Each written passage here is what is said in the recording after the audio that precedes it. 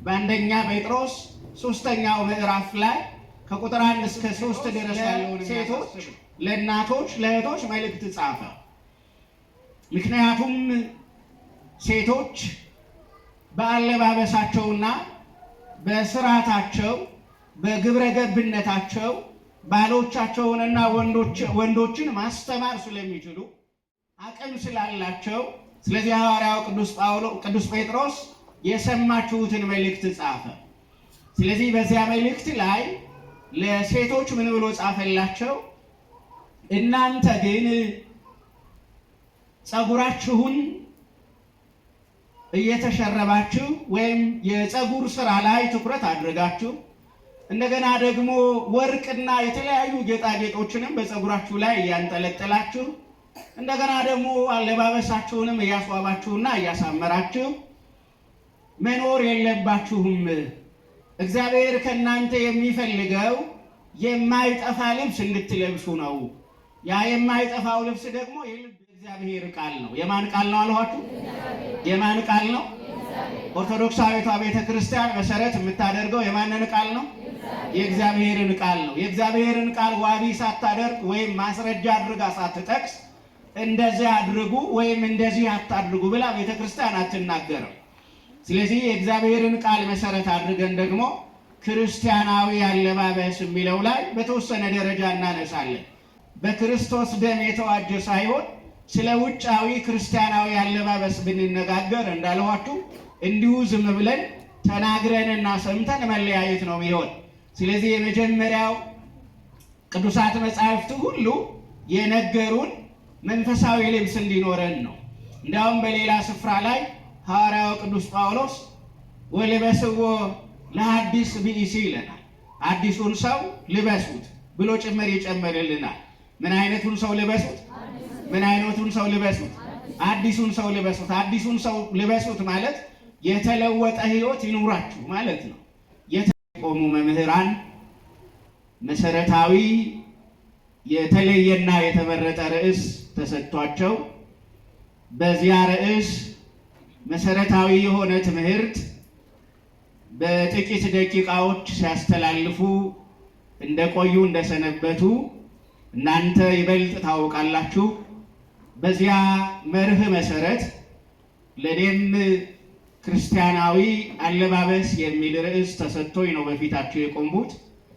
ስለዚህ የዛሬ የትምህርታችን የምንነጋገርበት ዋና ሐሳብና ጉዳይ ክርስቲያናዊ አለባበስ የሚል ይሆናል።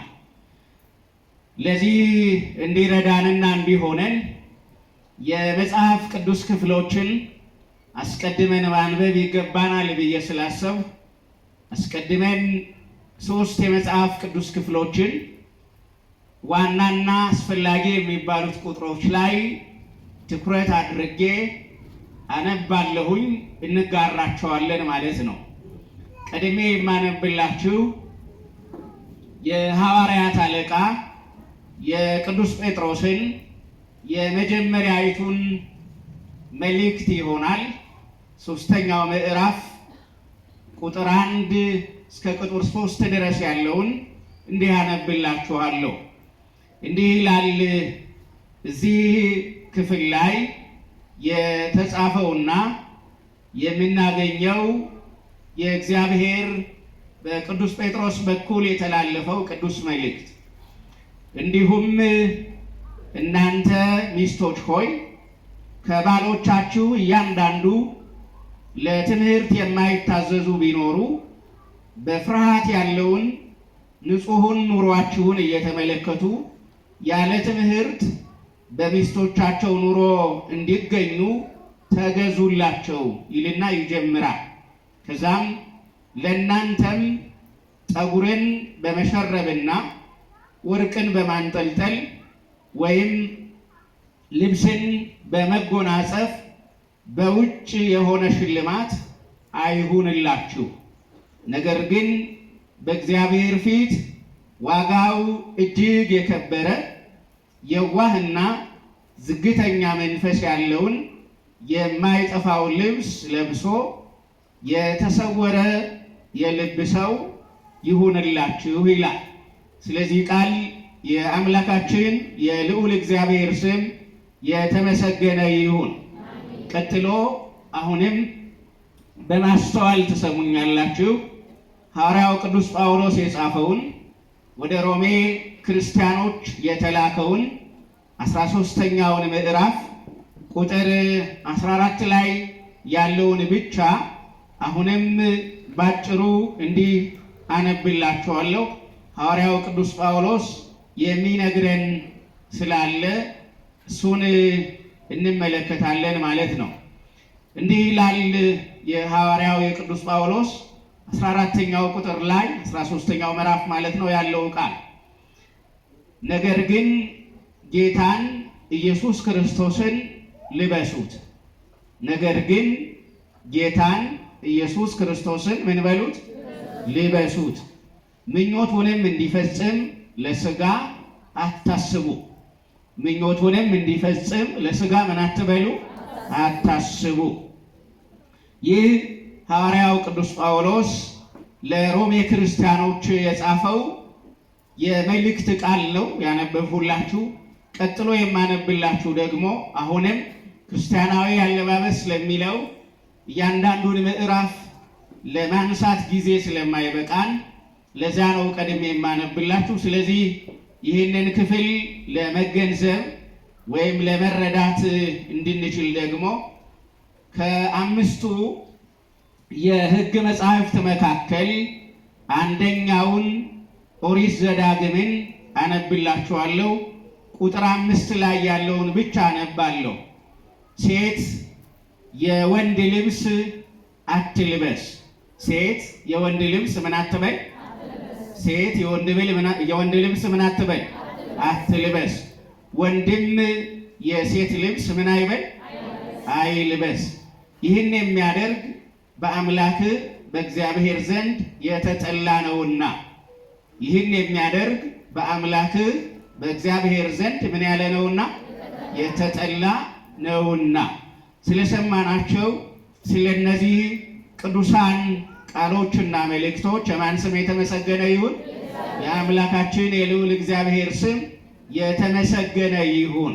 እግዚአብሔር እየረዳን የምንማርበት ዋናው መሪ ቃላችን ግን ክርስቲያናዊ ምን የሚል ነው? አለባበስ የሚል ነው። በዚህ ርዕሰ ጉዳይ ብዙ ጊዜ ተምራችኋል ብዬ አስባለሁኝ። የተለያዩ መምህራን ገለጻ ሲያደርጉ፣ የተለያዩ መምህራን ከቅዱሳት መጻሕፍትም ከሥርዓት መጻሕፍትም እየጠቀሱ ሲያስተምሩ ያዳመጣችሁ የምታውቁ ሥርዓቱን የምትፈጽሙ ብዙ ናችሁ። ያም ሆኖ ደግመን እንዲህ ባለው ርዕስ መማራችን ለሕይወታችን ይጠቅመናል፣ ለክርስቲያናዊ አኗኗራችንና መንፈሳዊ ሥርዓት ለመፈጸም ይረዳናል በሚል ነው በዚህ ርዕስ የምንማረው። እንግዲህ ስለ ክርስቲያናዊ አለባበስ ነው የምንማረው እንጂ ክርስቲያናዊ የሆነ ልብስ ስለሚል አይደለም። ስለዚህ ክርስቲያናዊ አለባበስ በሚለው ነው የምንማረው። ለክርስቲያኖች ሁለት አይነት ልብስ አላቸው። ስንት አይነት ልብስ አላቸው? ስንት አይነት ልብስ አላቸው? ሁለት አይነት ልብስ አላቸው። የመጀመሪያውና ቀዳሚው መንፈሳዊ ልብስ ነው። ምን አይነት ልብስ ነው? ምን አይነት ልብስ ነው? መንፈሳዊ ልብስ ነው። ይህ መንፈሳዊ ልብስ በስጋችን ላይ አይታይም። ይህ መንፈሳዊ ልብስ የሚኖረውና የሚታየው ብዙ ጊዜ በውስጥ አካላችን ነው። ስለዚህ የመጀመሪያው መንፈሳዊ ልብስ ነው። ታስታውሳላችሁ ብዬ አስባለሁኝ። አባታችን አዳም ከመውደቁ አስቀድሞ የእግዚአብሔርን ጸጋና ምልዓተ ክብር ሳያጣ ራቁቱን ነበረ። እናታችን ሔዋንም እንደዛው። ነገር ግን መጽሐፍ ምን አይሉም ነበረ ይላል? አይተፋፈሩም ነበረ ይላል። የማይተፋፈሩበት ዋናው ምክንያት ልብሳቸው የጸጋ የክብር የብርሃን ልብስ ስለነበረ ነው። ያ ልብስ ምን አይነት ልብስ ይባላል? መንፈሳዊ ልብስ ይባላል። ምን አይነት ልብስ ይባላል አልኳችሁ? መንፈሳዊ ልብስ ይባላል። የማንን መንፈስ ስንለብስ ማለት ነው? የእግዚአብሔርን መንፈስ ስንለብስ እግዚአብሔር በመንፈሱ ሲጋርደን፣ እግዚአብሔር በክብሩ ሲሸፍነን፣ እግዚአብሔር በብርሃን ሲሸፍነን። ያው ብርሃን ይገልጣል አይደለ? ግን የእግዚአብሔር ብርሃን ደግሞ ምን ይላል? ይጋርዳል፣ ይሸፍናል። ስለዚህ ይህ መንፈሳዊ ልብስ ነው። ካነበብሁላችሁ ጥቅሶች መካከል አስተውላችሁት ከሆነ ሮሜ 13:14 ላይ ሐዋርያው ቅዱስ ጳውሎስ ልበሱት ያለን ይህንን መንፈሳዊ ልብስ ነው። ስለዚህ የክርስቲያኖች ቀዳሚ ልብስ ማን ነው ከተባለ ቀዳሚ ልብሳችን ጌታችን መድኃኒታችን ኢየሱስ ክርስቶስ አይደለም? ምክንያቱም ሐዋርያው ቅዱስ ጳውሎስ ጌታችን ኢየሱስ ክርስቶስን ምን በሉት ነው ያለ? ምን በሉት ነው ያለ? ልበሱት ነው ያለ። ክርስቶስ ምን ይላል? ይለበሳል። ማን ይለበሳል? ማን ይለበሳል? ክርስቶስ ምን ይላል? ይለበሳል። ክርስቶስ ሲለበስ ስጋዊ ልብስ ነውር እንደሚሸፍን ሁሉ ክርስቶስን ከለበስን ክርስቶስ ምናችንን ይሸፍንልናል? ነውራችንን ይሸፍንልናል። ስጋዊ ልብስ ገበና ይሸፍናል አይደለም? ስለዚህ ክርስቶስን ስንለብስ ገበናችን ሁሉ በማን ይሸፍናል? በኢየሱስ ክርስቶስ ምን ይላል? ይሸፍናል። ስለዚህ ቀዳሚው ልናስብ የሚገባው ልንረዳ የሚገባው ልናስተውል የሚገባው ልንሆነው ልንኖረው የሚገባን ልንመርጠው የሚገባን የመጀመሪያው ምን አይነት ልብስ ነው? መንፈሳዊ ልብስን ነው። መንፈሳዊ ልብስን ከለበስን በኋላ ነው ስለ ክርስቲያናዊ አለባበስ የምንነጋገረው። መንፈሳዊ ልብስ ሳንለብስ ልባችን ክርስቶስን ሳይለብስ ሕይወታችን ክርስቶስን ሳይለብስ አኗኗራችን ክርስቶስን ሳይለብስ ስለ ክርስቲያናዊ አለባበስ ብንነጋገር እንዲሁ ዝም ብሎ በአለት ላይ ውሃ እንደማፍሰስ ይሆናል። ልባችን ሳይለወጥ አካላችን ሊስተካከል አይችልም። የውስጥ ማንነታችን ሳይሰራ ውጫዊ አካላችን የተሰራ ሊሆን አይችልም። ውስጣችን የተለወጠ ሳይሆን ውስጣችን በክርስቶስ ልብስ የተጋረደ በክርስቶስ ሕይወት የተሸፈነ በክርስቶስ ደም የተዋጀ ሳይሆን ስለ ውጫዊ ክርስቲያናዊ አለባበስ ብንነጋገር እንዳልኋችሁ እንዲሁ ዝም ብለን ተናግረንና ሰምተን መለያየት ነው የሚሆን። ስለዚህ የመጀመሪያው ቅዱሳት መጻሕፍት ሁሉ የነገሩን መንፈሳዊ ልብስ እንዲኖረን ነው። እንዲያውም በሌላ ስፍራ ላይ ሐዋርያው ቅዱስ ጳውሎስ ወልበስዎ ለሐዲስ ብእሲ ይለናል። አዲሱን ሰው ልበሱት ብሎ ጭምር ይጨምርልናል። ምን አይነቱን ሰው ልበሱት? ምን አይነቱን ሰው ልበሱት? አዲሱን ሰው ልበሱት። አዲሱን ሰው ልበሱት ማለት የተለወጠ ሕይወት ይኑራችሁ ማለት ነው። የተለወጠ ልብ ይኑራችሁ ማለት ነው። በተለወጠ ሕይወት ላይ ክርስቲያናዊ አለባበስ ክብርን ያመጣል። በተለወጠ ማንነት ላይ ክርስቲያናዊ አለባበስ ጸጋን ያበዛል። በተለወጠ እና በተነካ የውስጥ ሕይወት ላይ ውጫዊ የሆነው አለባበሳችን ሲጨመርበት የበለጠ ሌሎችን ለመሳብ፣ ሌሎችን ለማስተማር፣ ለሌሎች አራያ ለመሆን፣ ለሌሎች የሥነ ምግባር ሞዴል ወይም ምልክት ለመሆን ያስችላል። ስለዚህ የመጀመሪያው የክርስቲያኖችን ልብስ ማወቅ አለብን። ስለዚህ የሁላችንም የሚበቃ ለዘላለም የሚሆን አንድ ልብስ አለ። ያ ለዘላለም የሚሆነው የማያስበርደው እንደገና ደግሞ ገመናን የማያጋልጠው ነውርን የማያሳየው አለባበሳችን ላይ ሰዎች አቃቂር እንዲያወጡ የማያደርገው ዘላለማዊ ሕያው ልብሳችን ጌታችን መድኃኒታችን ኢየሱስ ክርስቶስ ነው የሚለውን አስቀድመን መያዝ አለብን።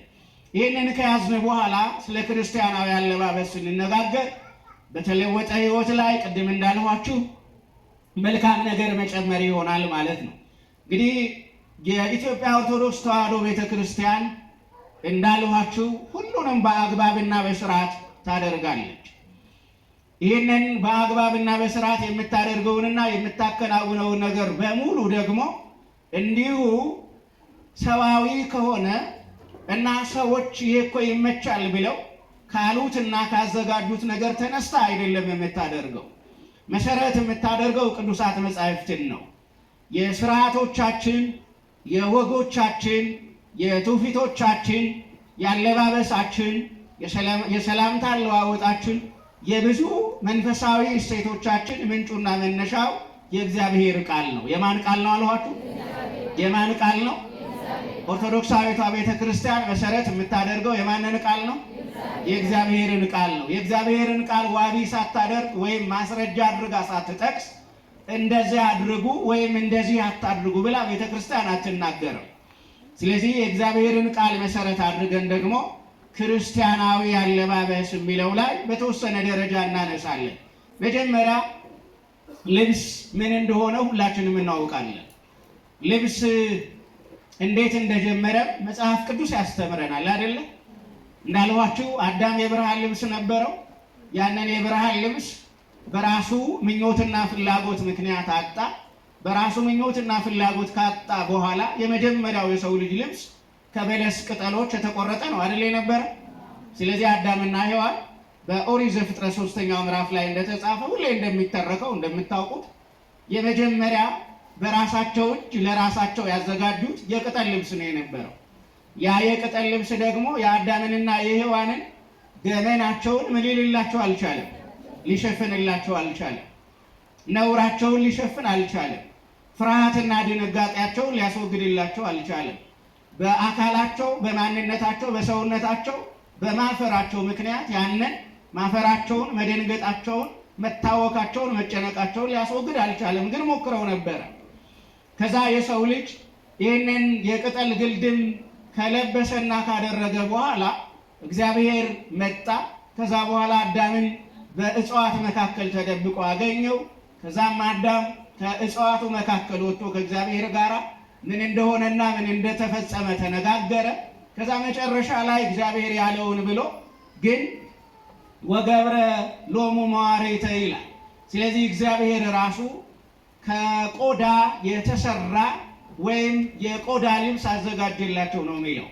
ስለዚህ ሰው በመጀመሪያ ከእግዚአብሔር ገነት በወጣ ከእግዚአብሔር ጋር በተጣላ ጊዜ የለበሰው ልብስ ደግሞ የቆዳ ልብስ እንደነበረ ይነግረናል። ከዛም የሰው ልጆች ልብስና አለባበስ በሰው ልጆች ታሪክና ጉዞ እየተለወጠ ሄደ። ከዛም ዘመነ ክርስትና መጣ። ዘመነ ክርስትና ሲመጣ ደግሞ ክርስቲያኖች ከሌሎች አሕዛብ ጋር አንድና የተመሳሰለ ልብስ እንዳይኖራቸውና እንዳይለብሱ በቤተ ክርስቲያን አባቶች፣ በቤተ ክርስቲያን ሊቃውንት፣ በቤተ ክርስቲያን መምህራን ክርስቲያናዊ አለባበስ እንዲኖር መልእክቶች ተጻፉ፣ ስርዓቶች ተቀመጡ። ከነዛ መካከል አንዱ ቅድም ያነበብሁላችሁ በአንደኛ ጴጥሮስ 3ኛው ምዕራፍ ላይ ከቁጥር 1 እስከ 3 ድረስ ያለውን የሚያሳስብ ነው። በተለይ ቅዱስ ጴጥሮስ ለሴቶች፣ ለእናቶች፣ ለእህቶች መልእክት ጻፈ። ምክንያቱም ሴቶች በአለባበሳቸውና በስርዓታቸው በግብረ ገብነታቸው ባሎቻቸውንና ወንዶችን ማስተማር ስለሚችሉ፣ መለወጥ ስለሚችሉ፣ ማስተካከል ስለሚችሉ አቅም ስላላቸው ስለዚህ ሐዋርያው ቅዱስ ጴጥሮስ የሰማችሁትን መልእክት ጻፈ። ስለዚህ በዚያ መልእክት ላይ ለሴቶች ምን ብሎ ጻፈላቸው? እናንተ ግን ፀጉራችሁን እየተሸረባችሁ ወይም የፀጉር ስራ ላይ ትኩረት አድርጋችሁ እንደገና ደግሞ ወርቅና የተለያዩ ጌጣጌጦችንም በፀጉራችሁ ላይ እያንጠለጠላችሁ እንደገና ደግሞ አለባበሳችሁንም እያስዋባችሁና እያሳመራችሁ መኖር የለባችሁም። እግዚአብሔር ከእናንተ የሚፈልገው የማይጠፋ ልብስ እንድትለብሱ ነው። ያ የማይጠፋው ልብስ ደግሞ የልብ የዋህነት ነው፣ ለባሎቻችሁና ለወንዶችም መታዘዝ ጭምር ነው፣ ቀና መሆን ነው ብሎ ለሴቶች መልእክት ላከ። ስለዚህ በኦርቶዶክስ ተዋሕዶ ቤተ ክርስቲያን ይህንን መሰረት ያደረገ በፍትሕ መንፈሳዊ በአንቀጽ 23 ላይ የኢትዮጵያ ኦርቶዶክስ ተዋሕዶ ቤተ ክርስቲያን የምትጠቀመው የአለባበስ ምን አለ ካልን ስርዓት አለ። ያው እንደምታውቁት አሁን የምንኖርበት ዓለም የትኛውም ትልቅ ተቋም ወይም ድርጅት ብንሄድ ተቋሙ ወይም ድርጅቱ የሚታወቅበት የአለባበስ ኮድ አለ የለም? አለ አይደለ? ባንክ ቤት ብንሄድ የባንክ ቤት አለባበስ ሌላ ነው። ወታደር ተቋማት ብንሄድ የወታደር ተቋማት አለባበስ ሌላ ነው።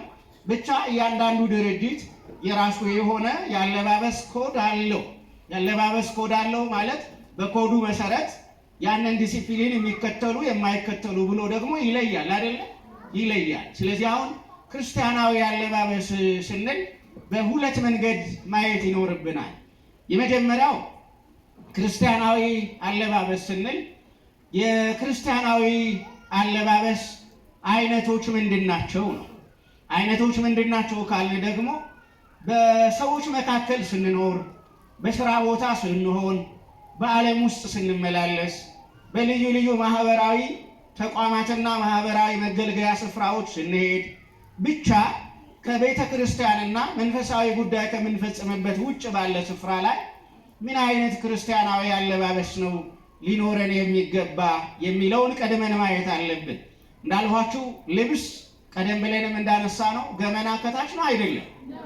የመጀመሪያ የልብስ ዓላማው ገመና ምን ማለት ነው? ገመና መሸፈን አይደለም።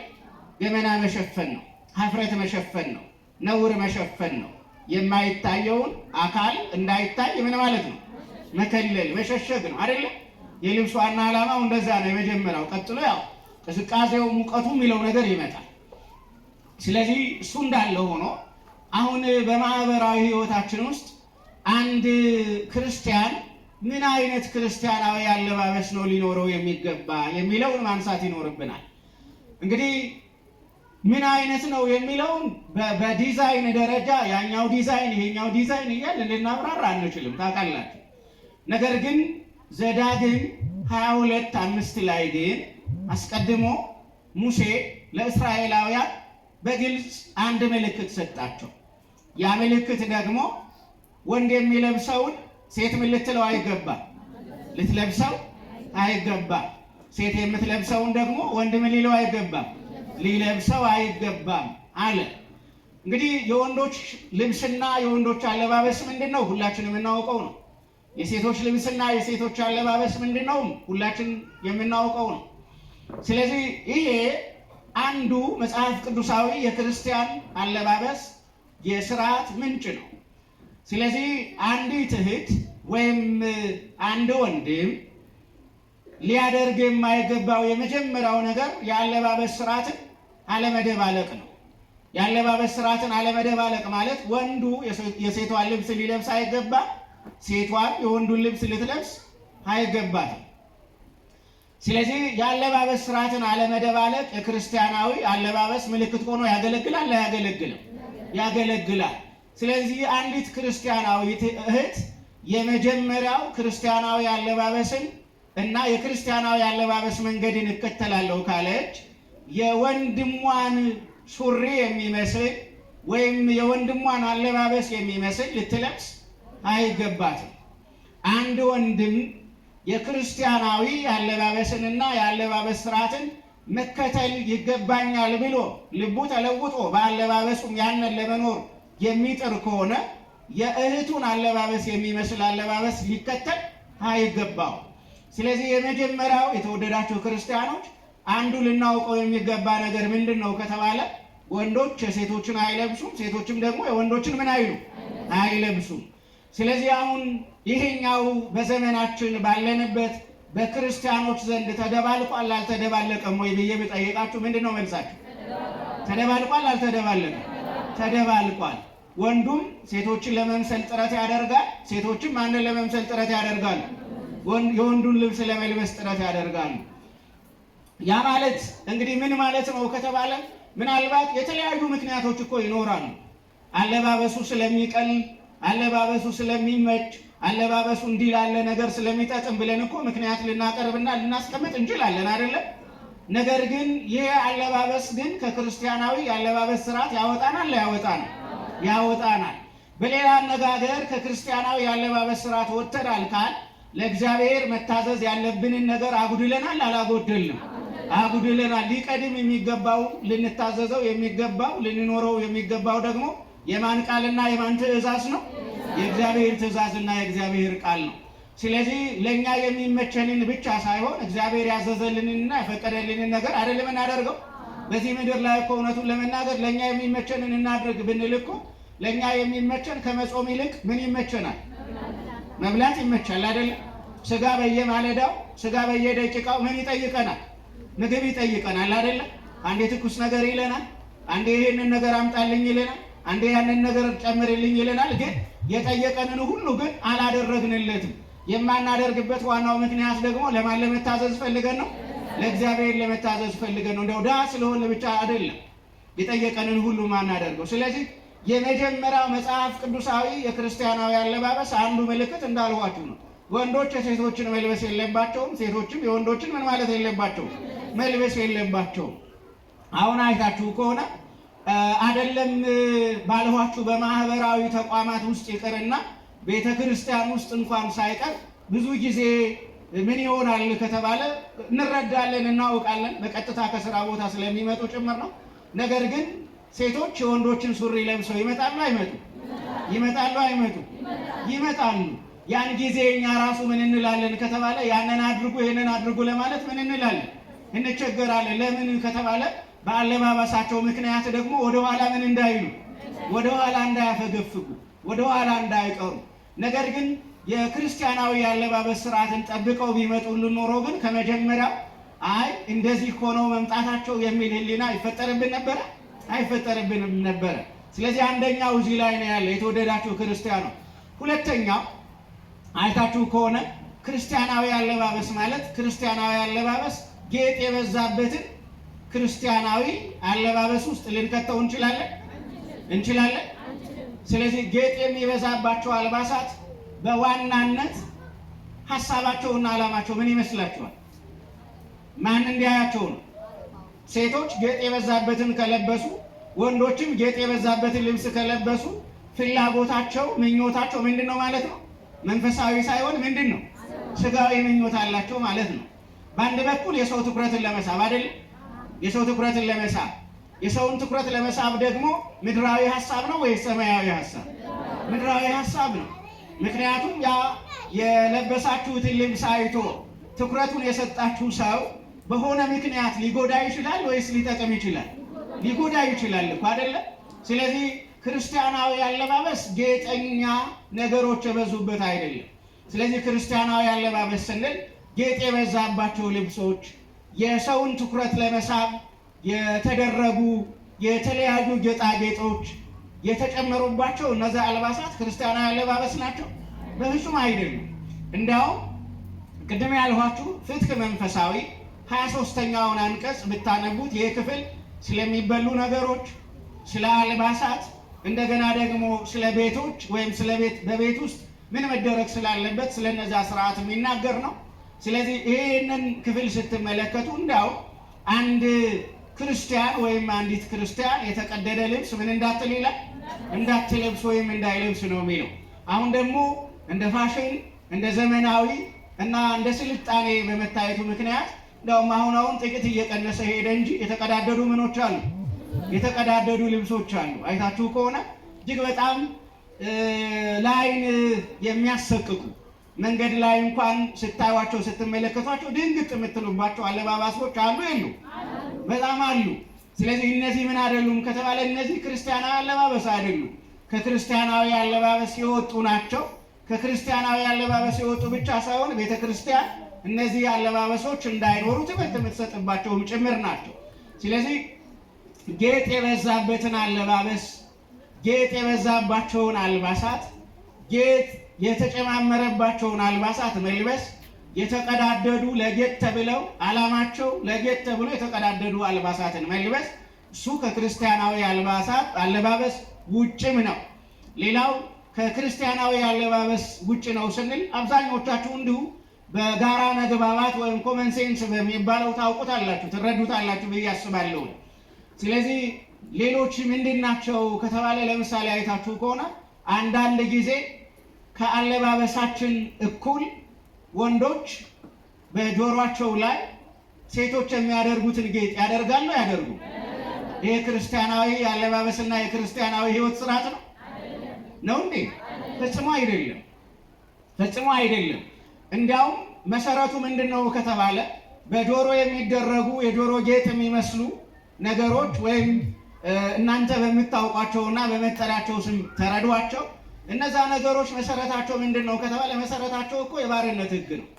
የምን ሕግ ነው መሰረታቸው? የባርነት ሕግ ነው። የባርነት ምልክት ናቸው። ዘጸአት 21 ቁጥር 1 ጀምሮ አንብቡት። ዘጸአት 21 ቁጥር 1 ጀምሮ ስታነቡ ሙሴ ለአይሁዳውያን ወይም ለእስራኤላውያን ስርዓት እንዲያስቀምጥላቸው እግዚአብሔር ነገረው። ያ ስርዓት ምን አይነት ስርዓት ነው ከተባለ አንድ ባለጸጋ ዕብራዊ ወይም አይሁዳዊ ቢኖር፣ እንደገና ደግሞ ሌላ ዕብራዊ ሆኖ ወይም አይሁዳዊ ሆኖ ድሃ ቢኖር፣ ባለጸጋው ለአገልግሎት ለስራ ድሃውን አይሁዳዊ ቢፈልግ በዋጋ ወይም በገንዘብ መግዛት ይችላል ብሎ ይህንን ነገረው። ከዛ በኋላ ያ የተገዛ ባሪያ ወይም ራሱን የሸጠ ባሪያ ተብሎ የሚጠራው በዛ ዘመን ላይ ራሱን የሸጠ ሰው 6 ዓመት ያገለግላል አለ። ስንት ዓመት ያገለግላል? 6 ዓመት ያገለግላል። ከዛ 6 ዓመት ካገለገለ በኋላ በሰባተኛው ዓመት ምን ይሆናል? ነፃ እንዲወጣ ይፈቀድለታል። ነፃ እንዲወጣ ይፈቀድለታል። ስለዚህ ከባርነት ነፃ ሆኖ ከቻለ የራሱን ቤት ሰርቶ ይኖራል። ካልሆነለት ደግሞ የለም በዚሁ በባርነት ልቀጥል ማለትም ምርጫ ይሰጠዋል። እና በባርነት ልቀጥል የሚል ምርጫ የሚመርጥ ሰው ለዘላለም ባሪያ ለመሆን እፈልጋለሁ፣ እዚሁ መኖር እፈልጋለሁ፣ ራሴን መቻል የምችልበት አቅም የለኝም ካለ እና ከተስማማ ሽማግሌዎች ወዳሉበት አደባባይ ይሄዳል። ከዛ ሽማግሌዎች ሲናገር ይሰሙታል። እኔ እዚሁ ባሪያ ሆኜ ለመኖር ተስማምቻለሁ ሲል ይሰማሉ፣ ምስክር ይሆናሉ፣ ፈራጅ ይሆናሉ። ከዛ ወዲያው ሽማግሌዎቹ እንዲህ የሚለውን ቃል እንደሰሙ ያ ለሁል ጊዜ ባሪያ ለመሆን የተስማማው ሰውዬ ጆሮ በወስፌ ምን ይላል? ይሰነጠቃል ወይም ይበሳል። ከዛ ጆሮ በወስፌ ከተበሳ በኋላ የትኛውም ሰው ያንን ጆሮውን የተበሳውን ሰው ካየው የት ቤት እንደሚያገለግል ወይም ባሪያ እንደሆነ ነው እንጂ የማያውቀው፣ ባሪያ እንደሆነ ግን ምን ይለዋል? ያውቀዋል። ስለዚህ የጆሮ ወንዶች ጆሮአቸው ሲሰነጠቅ የምን ምልክት ነው አልኳችሁ? የባርነት ምልክት ነው። መነሻው ያ። አሁን ምናልባት ያንን የባርነት ምልክት እንደ ጌጥ ምልክት የሚጠቀሙ እንደዛ የሚያዩ እንደዛ የሚወስዱ በጣም ብዙ በርካታ ወጣቶች አሉ። ግን በጥንቱና በመጽሐፍ ቅዱስ ታሪክ ግን የባሪያ ምልክት ነው። ስለዚህ አንድ ወጣት ክርስቲያን ወይም አንድ ክርስቲያናዊ ሕይወትን ለመኖር ክርስቶስን ለብሻለሁ፣ በክርስቶስ ደም ታትሜያለሁ፣ ታጥቤያለሁ፣ እኔ የቅድስት ቤተ ክርስቲያን ልጅ ነኝ፣ እኔ ኦርቶዶክሳዊ ክርስቲያን ነኝ፣ እኔ ለኦርቶዶክሳዊት ቤተ ክርስቲያን አንገቴን መስጠት የሚጠይቅ ጊዜ ቢመጣ በሃይማኖቴ ጸንቼ አንገቴን ለመስጠት ፈቃደኛ ነኝ፣ እሺ ብያለሁ የሚል ወጣት ይህንን ጆሮው ላይ ሊያደርግ ይገባዋል እንዴ? ፈጽሞ አይገባው። ስለዚህ ክርስቲያናዊ አለባበስ ሲባል ይህንንም ጭምር ይጨምራል። ስለዚህ ክርስቲያናዊ አለባበስ የተለያዩ አሉ። የምዕመናን አለባበስ አለ፣ የካህናት አለባበስ አለ፣ የመነኮሳት አለባበስ አለ፣ እንዳልኋቸው የወንዶች አለ፣ የሴቶች አለ፣ የባለስልጣናት ክርስቲያናዊ አለባበሶች አሉ። እነዛም ቅድም የጠቆሟችሁ ፍትሐ ነገሥት አንቀጽ 23 ላይ ገብታችሁ ማየትና ማንበብ መረዳት ትችላላችሁ። ዘመኑ ጥሩ ነው፣ ሁላችሁ ታነባላችሁ፣ አንበባችሁ መረዳት ትችላላችሁ። ስለዚህ በክርስቲያናዊ አለባበስ ውስጥ የተለያዩ አልባሳት አሉ። ለምሳሌ እንዳልኋችሁ አንድ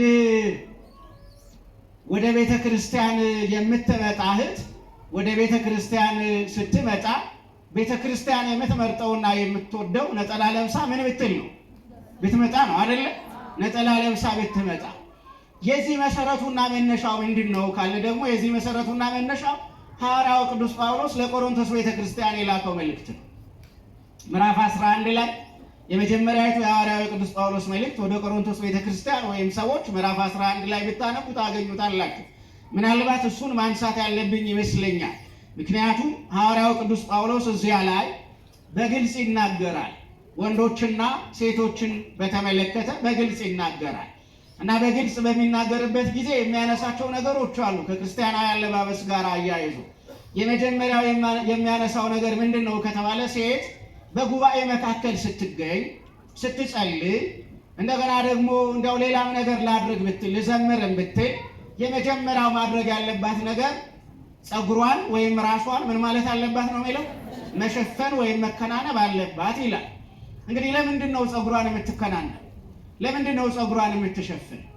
ለምንድን ነው ፀጉሯን እንድትከናነብ ወይም እንድትሸፍን መልእክት የተላከው? ለምን ይመስላችኋል ብዬ ብጠይቃችሁ ሁላችሁም በአንድ ድምፅ ትመልሳላችሁ ብዬ አስባለሁ። ለምንድን ነው እንደዛ እንድትከናነብ ሐዋርያው ቅዱስ ጳውሎስ የተናገረው ከተባለ የአሕዛብ አንዱ ልማድ መገላለጥ ነው። የአሕዛብ ልማድ ምንድን ነው አልኋችሁ? የአሕዛብ ልማድ መገላለጥ ነው፣ መራቆት ነው።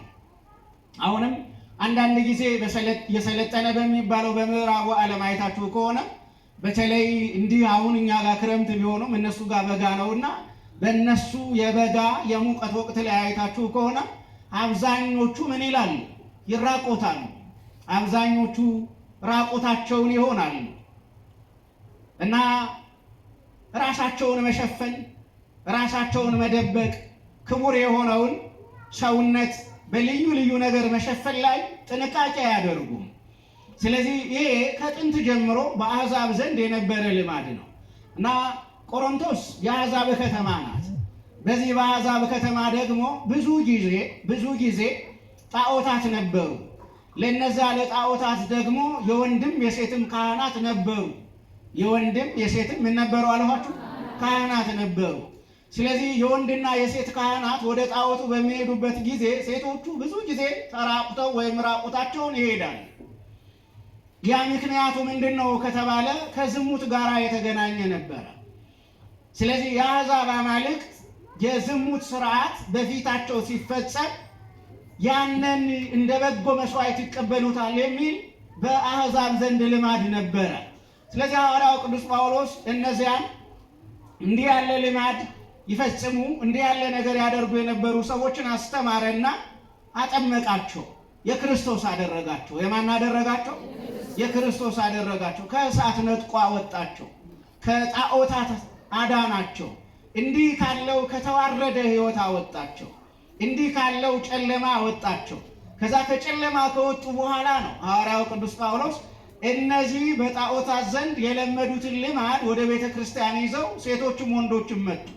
ስለዚህ ሐዋርያው ቅዱስ ጳውሎስ ሥርዓተ ቤተ ክርስቲያን መስራት ነበረበትና በዚህ ባለኋችሁ በ11ኛው መልእክቱ ምዕራፍ ላይ በመጀመሪያይቱ መልእክት ላይ ምን አላቸው?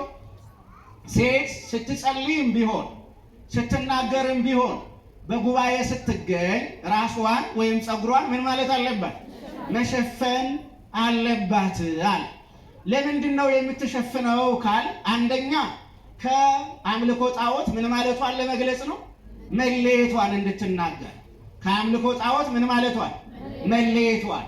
ያ ማለት ከዓለማዊ ግብር ወይም ከዓለማዊ ስራ ወደ መንፈሳዊ ስራ መምጣቷን እንድታስረዳ፣ ክርስቶስ እንደመረጣት እንድትረዳ። ዋናውና መሰረታዊው ነገር ደግሞ ምንድን ነው ከተባለ ልብሷ የማንን ጸጋ መልበሷን እንዲያመለክት ነው?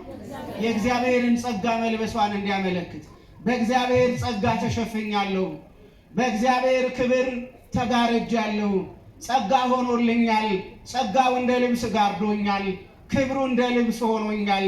የውርደት ዘመኔ አልፏል፣ የውድቀት ጊዜ አልፏል።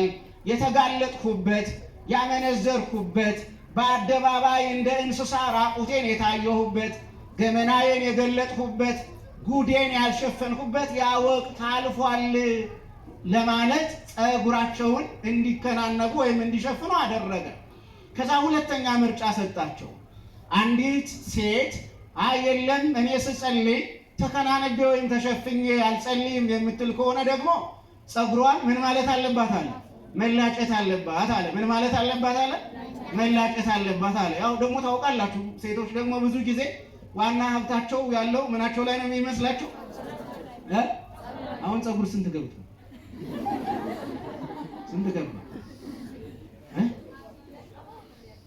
ታውቃላችሁ አይደል? በጣም ዶላር የሚያወጣ ማን ነው? ፀጉር አይደል? አሁን ዶላር የሚያወጣ አይደል? እና በየበሩ ምናምን ስትሄዱ ምናምን የምታዩት ምንድን ነው? ፀጉር አይደል? ተሰቅሎ የምታይ አይደል? አይደለም እንዴ? እንደዛ ነው። ያው ታውቃላችሁ ይሄ ራሱ ኦርቶዶክሳዊ ነው ክርስቲያናዊ ነው? ፈጽሞ አይደለም እኮ አይደል? ፈጽሞ አይደለም፣ ፈጽሞ አይደለም። ይሄ ራሱ ማለት በሌላ አነጋገር ምን ማለት ነው ከተባለ እግዚአብሔር በሰጠን ነገር ላይ ተጨማሪ ነገር የምንጨምር ከሆነ ከማን ጋራ ተቃራኒ ነን ማለት ነው? ከእግዚአብሔር ጋራ ተቃራኒ ነን ማለት። በሌላ አነጋገር እኔን እግዚአብሔር እንዲህ አድርጎ የፈጠረኝ ለምክንያት ነው፣ እኔ ውብ ነኝ ብለን ካልተቀበል ማን ላይ ኮምፕሌን አለን ማለት ነው? እግዚአብሔር ላይ ኮምፕሌን አለን፣ ቅሬታ አለን ማለት። አፍንጫዬን ባታሳጥራት ኖሮ ምንል ከሆነ አይ እንደው ቁመቴን ትንሽ ረዘም ብታረገው ኖሮ የምንል ከሆነ ሁልጊዜ ማንን ቅሬታ እያቀረብን ነው ማለት ነው? እግዚአብሔር ላይ ቅሬታ እያቀረብን ነው። ክርስቲያን ሁልጊዜ ማለት ያለብን ነገር አምላኬ ሆይ ወደ ምድር አምጥተኸኛልና ጠቃሚ የሆነ መንፈሳዊ የሆነ ክርስቲያናዊ የሆነ ለሰው የሚጠቅም ስራ ሰርቼ እንዳልፍ ምን በለኝ፣ እርዳኝ፣ አግዘኝ ብሎ ነው ማለት ያለብን። ስለዚህ አንዲት እህት ወይም አንዲት ሴት በምትጸልይበት ጊዜ የማትከናነብ ከሆነ ጸጉሯን ምን ትበላል? ጸጉሯን ትላጭ አለ። በተቃራኒ ወንዶች ጋር መጣና ሐዋርያው ቅዱስ ጳውሎስ ወንድ ደግሞ ተከናንቦ የሚጸልይ ከሆነ ወይም ተከናንቦ የሚያስተምር ከሆነ ወይም ተከናንቦ በጉባኤ የሚናገር ከሆነ ይሄም ለወንድ ልጅ ምን አይደለም ማለት ተገቢ ስርዓት አይደለም ማለት። ምክንያቱ ምንድነው ለሚለው ከኋላ ያስቀምጣል። ምክንያቱን ያስቀምጣል። ወንድ የእግዚአብሔር ምሳሌ ነው የሚለው። የማን ምሳሌ ነው? የማን ምሳሌ ነው? የእግዚአብሔር ምሳሌ ነው። ስለዚህ ወንድ በጸሎት ጊዜ ሊከናነብ አይገባውም። በጸሎት ጊዜ ሊከናነብ አይገባውም። በጉባኤ ጊዜ በጉባኤ መሃል ተከናንቦ ሊቀመጥ አይገባውም። በማስተማር ጊዜ ተከናንቦ ሊያስተምር አይገባውም ብሎ ያስቀምጣል። አሁን እነዚህ ክርስቲያናዊ ምኖች ናቸው ካል ከክርስቲያናዊ አለባበስ ጋር የሚገናኙ ናቸው። በምንጸልይበት ጊዜ ክርስቲያናዊ አለባበስ መልበስ አለብን። ክርስቲያናዊ አለባበስ መልበስ ስንል አሁን ብዙ ጊዜ ስንጸልይ አይታችሁ ከሆነ እንዲያው እንደዚህ በገጠር ከብት ሲጠበቅ ወይም በግ ሲጠበቅ እንዲህ ዝም ብሎ አገልድሞ እንደሚደረገው አይደለም መጸለይ ያለብን። የምንጸልይ ከሆነ መጀመሪያ የለበስነውን ጋቢም ይሁን ነጠላ ምን ማድረግ አለብን ከተባለ መስቀለኛ ምን ማለት አለብን? መስቀለኛ መልበስ አለብን። መስቀለኛ መልበስ ያለብን ለምንድን ነው ከተባለ ሰውነታችን በማን መስቀል ታትሟል እያለ ነው? በማን መስቀል ታትሟል እያለ ነው? የዳነው በማን መስቀል ነው እያለ ነው? ሰውነታችንን የማን መስቀል ይጠብቀዋል እያለ ነው? የክርስቶስ መስቀል ይጠብቀናል። ጠላት ወደ እኔ ሊቀርብ አይችልም። በምጸልይ ጊዜ ጠላቴ ባጠገቤ ሊቆም አይችልም። ምክንያቱም የክርስቶስን መስቀል ሲያይ ጠላት ካጠገብ ምን ይላልና ይሸሻልና። የክርስቶስን መስቀል ደፍሮ የሚቀርብ ጠላት ወይም ሰይጣን የለምና። ስለዚህ ብዙ ጊዜ ስንጸልይ በምንጸልይበት ጊዜ ምን ማለት አለብን ከተባለ ነጠላችንን መስቀለኛ አድርገን መጸለይ አለብን። ያው በቁርባን ጊዜ ያለ አለባበስ አለ ታውቃላችሁ። በጸሎት ጊዜ ያለ አለባበስ አለ። በማህሌት ስርዓት ጊዜ ያለ አለባበስ አለ። ቅዳሴያን የሚለብሱት በጣም ብዙ ነው። ክርስቲያናዊ አለባበስ ሁሉንም ነገር ለማንሳት አይደለም በፊታቸው የቆሙት፣ እንዲያው ለማመላከት ጥቂት ነገሮችን ለማለት ነው እንጂ ሁሉንም ነገር ለማለት አይደለም በአጠገባቸው የቆሙት። ስለዚህ የተወደዳችሁ ክርስቲያኖች በዋናነት ክርስቲያናዊ አለባበስ ለምን ያስፈልገናል የሚለው ላይ ባተኩር በጣም መልካም ይሆናል። ክርስቲያናዊ አለባበስ የመጀመሪያው ከፈተና ይጠብቀናል። ከምን ይጠብቀናል? ክርስቲያናዊ አለባበስ ከምን ይጠብቀናል? ከፈተና ይጠብቀናል። ክርስቲያናዊ አለባበስ ብዙ ጊዜ አይታችሁ ከሆነ ሙሉ አካልን ምን ይላል? ይሸፍናል። ሙሉ አካልን ምን ይላል? ይሸፍናል። በማን ጸጋ ተሸፍነናል? በማን ጸጋ ተሸፍነናል? ልክ ይሄ የለበስኩት በስጋዬ ላይ በቆዳዬ ላይ የሚታየው ልብስ ሙሉ አካሌን እንደሸፈነ ሕይወቴ በሙሉ በማን ጸጋ ተሸፍኗል እያለ ነው? በእግዚአብሔር ጸጋ ተሸፍኗል። ለጠላት የተጋለጥኩ አይደለሁም። ለጠላት ምን ያልኩ አይደለሁም? የተጋለጥኩ አይደለሁም። ለሰይጣን መግቢያ ቀዳዳ አልሰጥም እያልን ነው። ስለዚህ የመጀመሪያው አያችሁ ክርስቲያናዊ አለባበስ በተለይ አንዳንድ ጊዜ አይታችሁ ከሆነ እህቶች ሙሉ ቀሚስ ሲለብሱ ይከበራሉ እንጂ ይነወራሉ? ይነወራሉ? አይነወሩም። ብዙ ጊዜ ሙሉ ልብስ የለበሰች እህት፣ ሙሉ ልብስ የለበሰች ሴት ብዙ ሰው ምን ይላታል? ያከብራታል። ለምንድን ነው እንደዛ የሚያከብራት ከተባለ ኦልሬዲ አለባበሷ ከመጀመሪያው ክርስቲያናዊ ምንድን ነው? ክርስቲያናዊ አለባበስ ነው። ክርስቲያናዊ አለባበስ ስለለበሰች ደግሞ ያ ክርስቲያናዊ አለባበስ ደግሞ በሰዎች ፊት በሰዎች አይን አያዋርዳትም፣ ክብር ነው የሚሰጣት። የተገላለጠ ቅድም ያልኳቸው የተበጣጠሰ ጌጥ የበዛበት ልብስ የለበሰች እህት ስታል ለከፋ ይበዛል አይበዛም? ይበዛል አይበዛም? ጉንተላ ይበዛል አይበዛም? እህቶች ትወዱታላችሁ እንዴ? ነገር ይወደዳል እንዴ? ጉንተላ ይወደዳል? አይወደድም አይደል? በስርዓት ሲሆን ነው አይደል? ሁሉ መልካም አይደል? ነገር ግን አይታችሁ ከሆነ ጉንተላ ይበዛል። ያ ማለት ጉንተላ ይበዛል ማለት ያቺ እህት ከለበሰችው ልብስ የተነሳ ምን ተብላለች ማለት ነው? የሆነ ነገር ተመድባለች ማለት ነው አይደል? አይደል? ስነ ምግባራዊት አይደለችም፣ ሃይማኖቷን ጠባቂ አይደለችም የሚል እንደዛ አይነት ምድብ አለ ማለት ነው። ስለዚህ ክርስቲያናዊ አለባበስ ከፈተና ምን ይላል? ከፈተና ምን ይላል? ይጠብቃል። ከእንደዚህ አይነት ጉንተላ ምን ይለናል?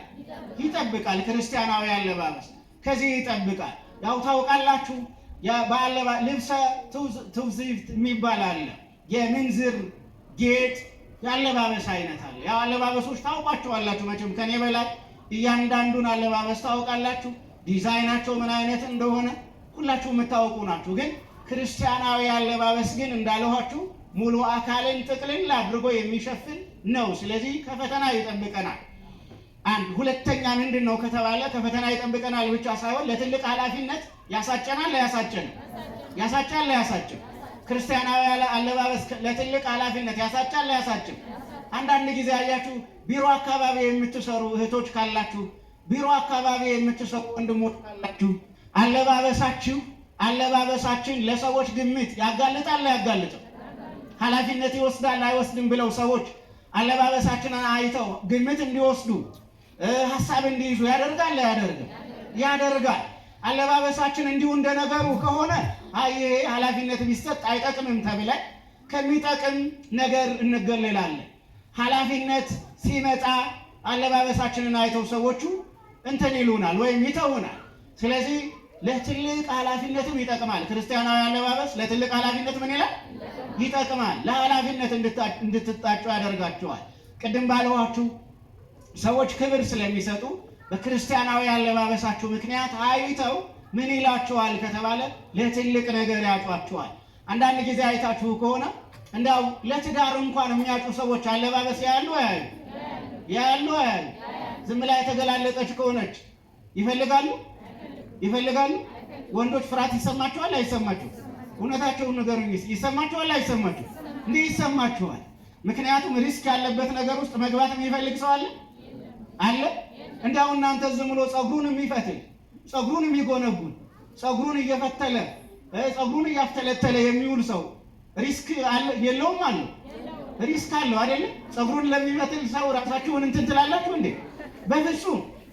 በፍጹም ሪስክ የለውም ያላችሁ ሰዎች አሉ። እኔ ለመደገፍ ፈልጋችሁ ይመስለኛል። ፀጉሩን የሚፈትል ሰው ሪስክ የለውም? ገራገር ነው እንዴ? ገራገር ነው። እዚህ መካከል ያላችሁ እንዳትቀየሙኝ እንደዛ አይነት ሰዎች ካላችሁ። ነገር ግን የተወደዳችሁ ክርስቲያኖች ሪስክ አለው። ስለዚህ እንደዛ የሚያደርጉ ወንዶች ካሉ ብዙ ጊዜ ዱርዬ ናቸው ተብሎ ይገመታሉ አይደል? ኃላፊነት አይወስዱም ተብሎ ይታሰባል አይደል? ኃላፊነት አይወስዱም ተብሎ ይታሰባል። ስለዚህ ክርስቲያናዊ አለባበስ ለጥቅምም ይሆናል።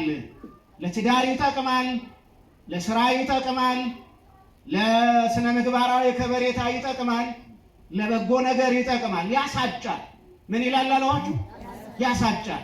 ታስታውሱ ከሆነ በዚህ በዘፍጥረት 24ኛው ምዕራፍ ላይ ኢያዕብር የሚባል የአብርሃም አገልጋይ ወደ ካራን ምድር ሄደ እና ወደ ካራን ምድር ሄዶ በውሃ መቅጃ አጠገብ ተቀመጠ። ውሃ ሊቀዱ ደግሞ የከተማዋ ወይም የመንደሪቷ ሴቶች ይመጡ ነበርና ውሃ ለመቅዳት በሚመጡበት ሰዓት እዛች ውሃ ጉድጓድ አጠገብ ተቀመጠ። ከዛ እዚያ ተቀምጦ አይ ለጌታዬ ለአብርሃም ልጅ ለይስሐቅ የምትሆነውን እዚህ ቦታ ላይ ነው የምመርጠው አለ ኢያዕብር። ኢያዕብር ሽማግሌ ነው። አብርሃም ልኮታል፣ አደራ ብሎታል። እና ኢያዕብር እዚያ ተቀመጠና እዚህ ቦታ ሆኜ ለይስሐቅ የምትሆነዋን ቆንጆ ፈልጌ አገኛለሁ ብሎ እዛ ተቀመጠ። ከዛ የከተማዋ ሴቶች ሲመጡ ተመለከተ እና ሲያያቸው አብዛኞቹ የሚመርጣቸው አይደሉም። ከዛ በመጨረሻ አንዲት ሴት መጣች። ስሟ ማን ይባላል? የይስሐቅ ሚስት ማን ትባላለች? ስሟ ርብቃ ነው አይደል? እና በመጨረሻ ርብቃ መጣች። ከዛ ርብቃ ስትመጣ በአለባበሷም ራሷን የጠበቀች ናት። በንግግሯም እጅግ በጣም ቁጡብና መልካም ናት። በስነ ምግባሯም በመታዘዟም እጅግ በጣም የተሟላች ናት። ከዛ በኋላ ኢዮአብ እርሷን አየና አንቺ ልጅ ለእኔም ለግመሎችም ውሃ ልትቀጂልኝ ትችያለሽ ወይ? ልታጠጪልኝ ትችያለሽ ወይ አላት። ከዛ በኋላ ወዲያው ርብቃ ጌታዬ ሆይ 10 ግመሎች ነው ይዞ የመጣው፣ ለግመሎችም ለአንተም የሚሆን ውሃ መቅዳት እችላለሁ። እንዲያውም ይኸው የቀዳሁትንና በትከሻ የተሸከምኩትን ውሃ ይኸው ለግመሎች እንዲጠጡ አሁን መቅዳትና ማፍሰስ እጀምራለሁ ብላ ውሃውን አፈሰሰች።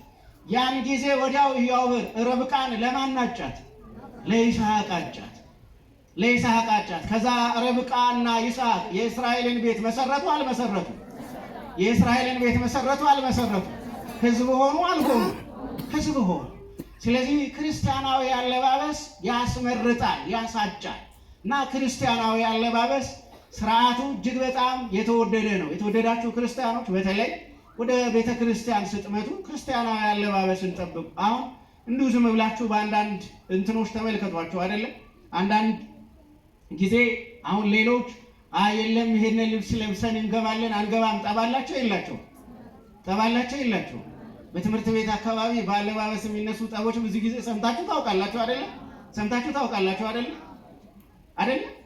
እኛ ግን ክርስቲያናዊ አለባበስ በጣም ውብ ያደርጋል አያደርግም? በጣም ውብ ያደርጋል። ስለዚህ የተወደዳችሁ ክርስቲያኖች ምናልባት ክርስቲያናዊ አለባበስን እንጠብቅ ሲባል ስርዓትን ጠብቅ ማለት ነው አይደለም? ስርዓትን ጠብቅ ማለት ነው። ስለዚህ ሳራ አብርሃምን በመታዘዝና በመልካም አለባበስ ታገለግል እንደነበረ፣ ሌሎችም በብሉይ ኪዳን የታወቁ እናቶች፣ በአዲስ ኪዳን የሚታወቁ እናቶች በአለባበሳቸው የተመሰገኑ፣ በኑሯቸው ባሎቻቸውን ይታዘዙ፣ ሕይወታቸውን ያከብሩ፣ ልጆቻቸውን ይሰሩ፣ ልጆቻቸውን ያስተምሩ እንደነበሩ እናቶች መሆን፣ ወንዶችም በተመሳሳይ በተለይ ይሄ ያለንበት ዘመን ነውር የበዛበት ዘመን ነውና በክርስቲያናዊ አለባበስ ነውራችንን ለመሸፈን፣ አካላችንን ለመሸፈን፣ ሕይወታችንን ለመሸፈን እንድንችል እግዚአብሔር በምሕረቱ ይርዳል። ክርስቲያናዊ አለባበስ የውስጥ የለበስነውን የክርስቶስን ውጫዊ ምልክት ነውና ውጫዊ ምልክቱ እንዲታይልን እሱ በምሕረቱ ይርዳል። ውስጣችን መልካም ከሆነ ውጫችን መልካም ይሆናል። ውስጣችን የለበሰ ከሆነ ውጫችንም የለበሰ ይሆናል።